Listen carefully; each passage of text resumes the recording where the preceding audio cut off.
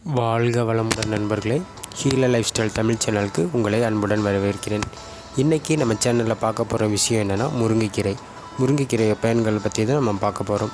நம் முன்னோர்கள் உடல்நலையில் மிகுந்த அக்கறை கொண்டவர்கள். அவங்க பல வகையான கீரைகளை சாப்பிட்டு உடல் ஆரோக்கியத்தோடு வாழ்ந்து வந்தாங்க. ஆனால் நம்ம இன்றைக்கி அந்த உடல் ஆரோக்கியம் என்பதில் நம்ம கொஞ்சம் கூட அக்கறை இல்லை. அவ்வாறு பயன்படுத்தப்பட்ட தாவரங்களில் ஒன்று தான் இந்த முருங்கைக்கீரையும் ஒன்றாகும். முருங்கைக்கீரையில் வியக்கத்தக்க மருத்துவ குணங்கள் ஏராளமாக இருக்குது. பல நோய்களுக்கு இது ஒரு மருந்தாகும்.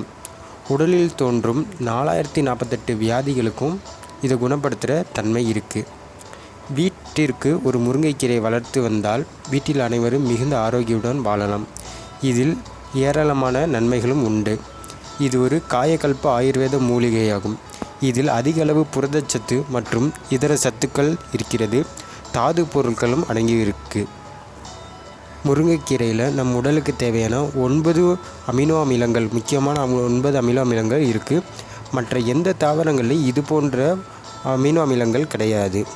அதிக இரும்புச்சத்து உடையது. இரத்தத்தில் உள்ள ஹீமோகுளோபின் அளவை அதிகரிக்க இது ரொம்பவே பயன்படுது.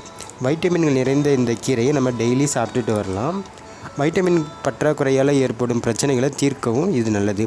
ஒரு இயற்கையான சத்துக்கள் நிறைந்த ஒரு கீரைகளில் இதுவும் ஒன்றாகும். 1 முதல் 3 வயதுகள் இருக்கிற குழந்தைகளுக்கு 8 கிராம் முருங்கை பவுடரை கொடுக்கலாம். அவங்களுக்கு பாலில் கலந்தோ இல்லை தண்ணியில் கலந்தோ கொடுக்கலாம்.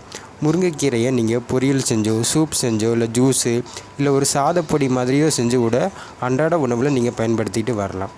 உடல் சூடு அதிகமாக இருக்கிறவங்களுக்கு இதை உடல் சூட்டை குறைச்சி கண் நோய்களை அதிகரிக்க செய்யுது. நோய் எதிர்ப்பு சக்தியை அதிகரிக்க உதவுது. உடலில் உள்ள சர்க்கரை அளவை கட்டுக்குள்ளே வைக்கிறதுக்கு இது மிகவும் பயனுள்ளதாக இருக்குது. உடலில் உள்ள தேவையில்லாத நச்சுக்களை வெளியேற்ற உதவுது. இது ஏழைகளின் ஒரு மகத்துவமான கீரைகள்னே சொல்லலாம். அனைத்து இடங்கள்லையும் கிடைக்கக்கூடியது.